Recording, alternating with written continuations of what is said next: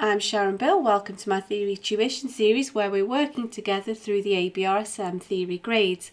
There are loads of resources available to help you if you go to my website. If you visit sharonbill.com, you'll find some free PDF information sheets and you can download those in US letter or A4 and they accompany each step of this series.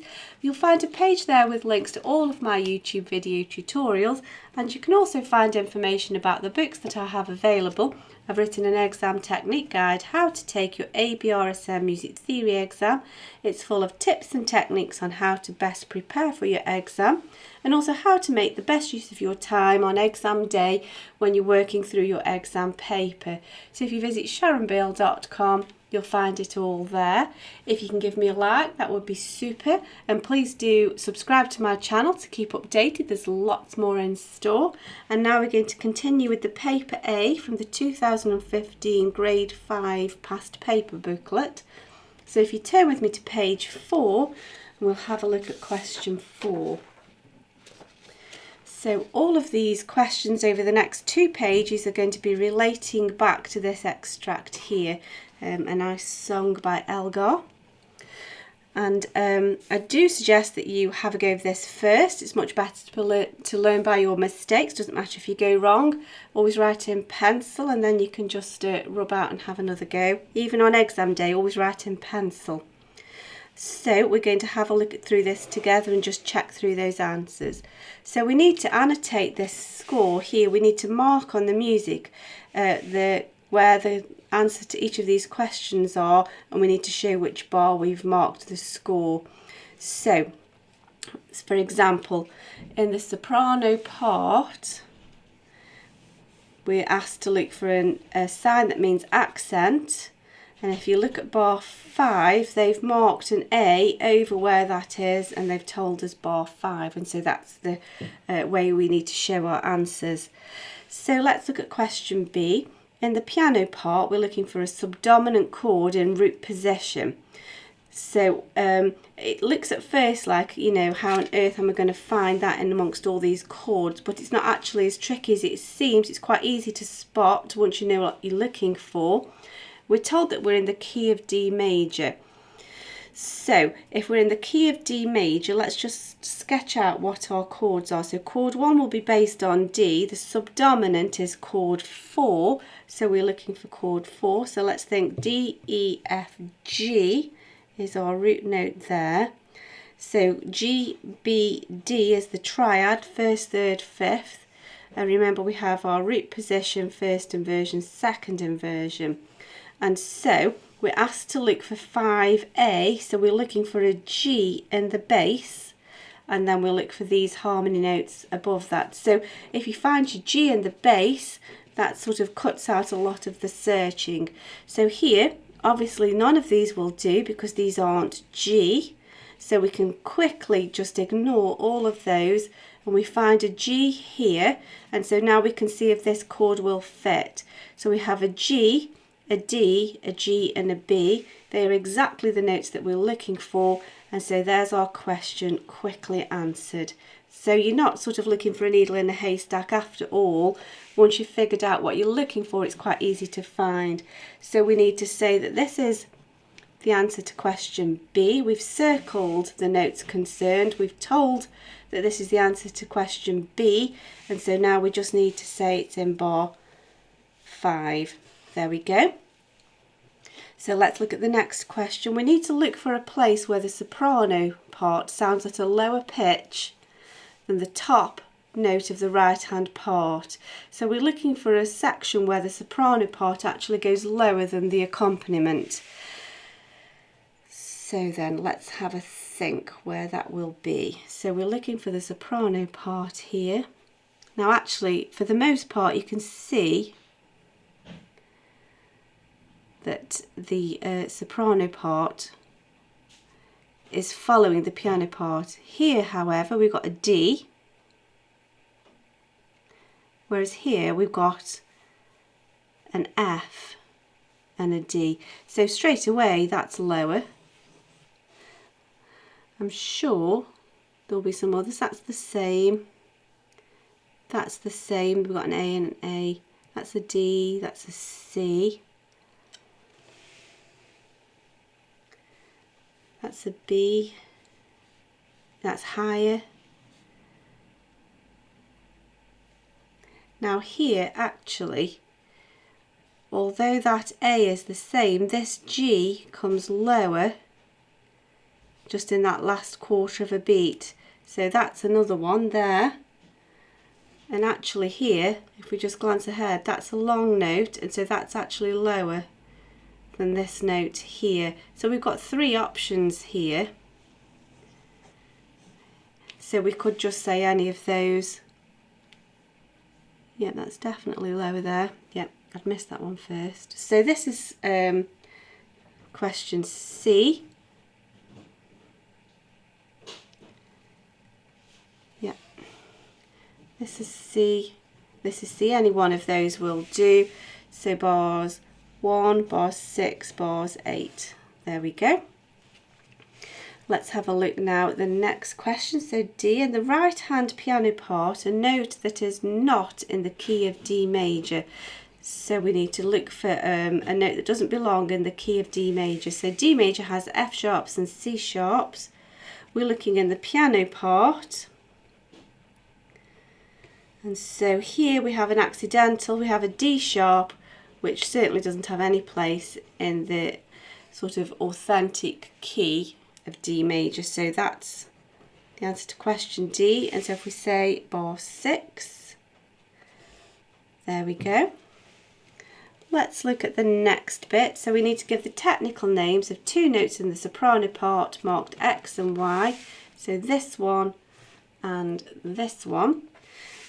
We're told that we're in the key of D major. So let's just think about that first of all. So if we sketch out the scale of D,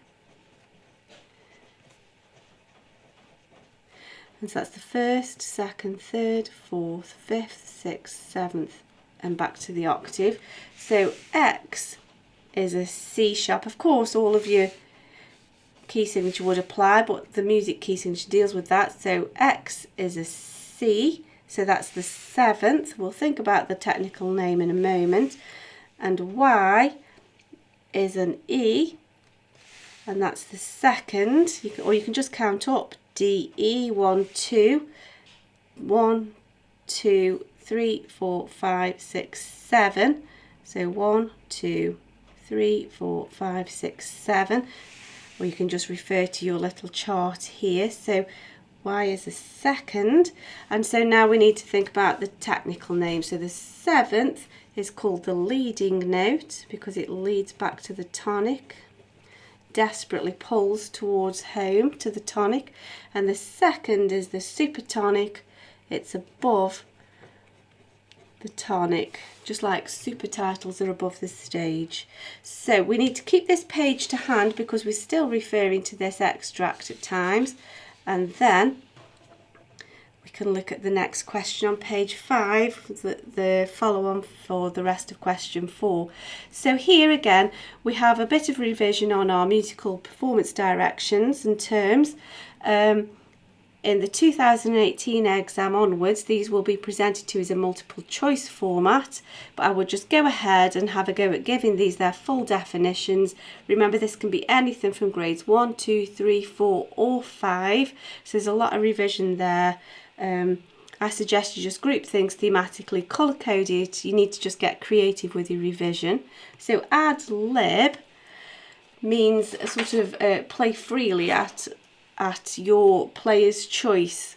So play freely, bit of artistic license going on for the performer here. So or at player's choice.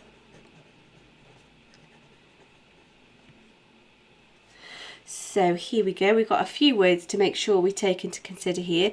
Cantabile was first addressed in grade 1, and that means in a singing style.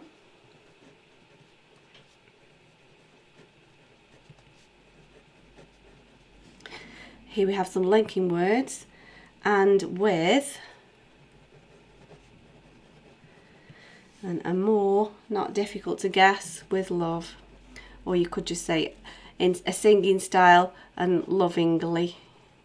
however you want to phrase that in your sentence. And so now we need to rewrite the two left-hand notes of bar 4 marked with a bracket. So let's just look at that. So we're looking at these two notes here. We need to use the tenor clef, but we need to make sure that the pitch remains the same, so don't jump octaves. So let's pop in the clef and the key signature. So the tenor clef is higher up, so we're just above the stave now, and this is our middle C point here. So there. And so our key signature will have to move accordingly. We can't go higher for the F, so we'll have to go lower. C, B, A, G, F is here, and there's our C sharp. So we copied the key signature of 2 sharps into our new clef. And so now we need to think about which notes we're actually writing. So using middle C as our anchor point, we can see we've got the middle C here at the top of the bass, we've got the B below that. So let's do that one first of all. So there's middle C, there's the B below that. I'll do the stems afterwards. And then we're going to go down 1, 2, 3, 4 to the F. So 1, 2, 3, 4. C, B, A, G, F. And that's correct. So stem down for this one, stem up for this one. And that's that completed. And now we've just got a little bit of general information about the topic of voice parts and also some orchestral questions. So we're asked to give the name of the voice part which lies between the tenor and the bass in the vocal range between there, and that's the baritone. Nice rich baritone. And then now we're asked to give the name of a standard orchestral instrument that could play the soprano part of this extract so that it sounds at the same pitch. So we need to suggest an orchestral instrument that would be quite comfortable playing in this range, the range of the soprano. So if we're choosing woodwind, we could go for flute or oboe or clarinet, any of those treble instruments. If we're going for strings, that would be the violin. And if we're going for brass, that would be trumpet. Any one of those will do. So now, depending what you've written here, depends upon how you would answer this question. We need to state whether the instrument you named is a transposing or a non-transposing instrument. So flute, oboe and violin are non-transposing, and the transposing instruments are the trumpet and the clarinet, which are both in B flat. If it plays a C, it sounds a B flat. So I'm just going to opt for flute, woodwind, and therefore it's non-transposing, but you can adjust that to suit your answer. Next one. So now we need to underline one instrument from the list below that's a member of the percussion family, the orchestral percussion family. So the oboe, that's a woodwind instrument that you blow down. So that's not it. Percussion is sort of basically things that you hit. The trombone is a brass instrument. You blow down that, so that won't do. Tambourine, that's something that you sort of tap with your fingers, so that would be percussion, so that would be the answer. Just to finish that little question, cello is a string instrument that you play with a bow, or you can pluck the strings. So that's the answer to that question. I do hope that's been helpful to you. I hope that you're enjoying it. I'm certainly enjoying working through it with you. I say that every time, but it's true. I really do enjoy working through these, and I hope it's of benefit to you. If you can give me a like, that would be super. Please do subscribe to my channel to keep updated. And also please do visit sharonbill.com and make use of all of the resource and information that's available to help you there. Thanks for watching. See you next time. Bye.